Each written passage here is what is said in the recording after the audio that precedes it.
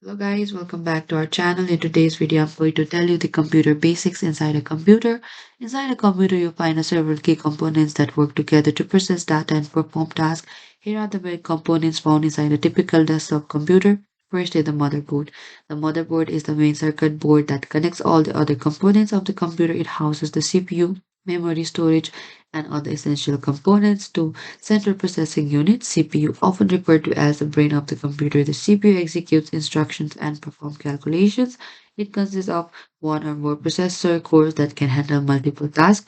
The third is the memory. Random access memory RAM temporarily stores data and instructions that the CPU needs to access quickly.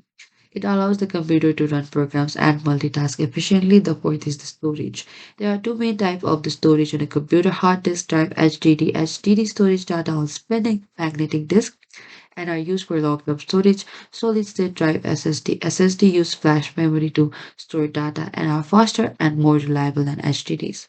And understanding these basic components can help you better understand how a computer works and how to upgrade or troubleshoot issues that may arise. This is it, guys. Thank you for watching this video.